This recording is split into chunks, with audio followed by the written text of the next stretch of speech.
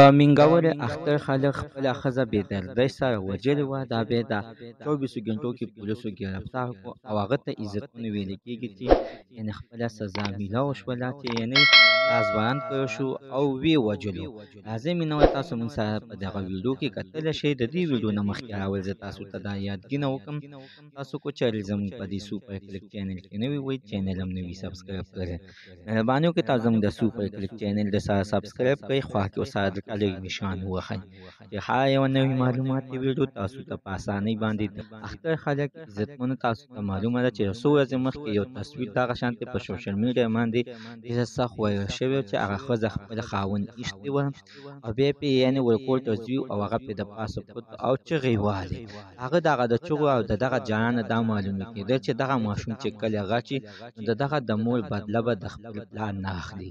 ځکه عزتمنو چې دغه ښځه عزتمنو د 4-5 کالو نه خپل خاوند یعنې پرېښې وه او ښځې نه غوښتل چې د خپل خاوند سره زندګي وکړي. خو عزتمنو دې ښځې به د خپلو د بچو په خاطر باندې د خپلو د بچو د تربیت دپاره به په پردو کورونو کې کار کولو. اخر عزتمنو چې دې خاوند ته یې پته ولګېده، د تمانچه راواخیستله او دی ایسته خپله ښځه بې دردۍ سره ووژله چې ویې مه یې کړله. عزتمنو دا وتښتېدلو، چې وتښتېدلو نو پولیسو عزتمنو تفتیش راواخیستو، دا یې په 3-4 ګنټو کې دننه یعنې ګرفتار کړو. اوس عزتمنو په سوشل میډیا باندې یو څو تصویران شیر کېږي چې دا دغه شانتې عزتمنو په چوک کې ازبرند شوی دی او ویل کېږي چې ده ته یعنې خپله سزا میلاو شوه، یعنې پولیسو مړ کړو په وهلو باندې. یا عزتمنو داسې په چوک کې یا ازبرند کړو چې موږ د دې نه خبر شو نو ډېره سخت خوشحاله شولو چې په تاریخ کې په لومړني ځل باندې داسې کار وشولو.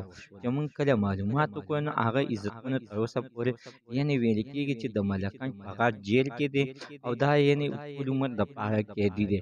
ځکه عزتمنو چې دی یوه 302 کړي، د 302 سزا ده ټول عمر. د ساتنه نه معلومات د دې ځای پورې د نوي معلومات دپاره د سره زموږ د سوپر کلیک چینل د سره سبسکرایب کړئ، خوا کې ورسره د هر یوه نوې معلوماتي ویډیو تاسو ته په اسانۍ باندې در ورسي.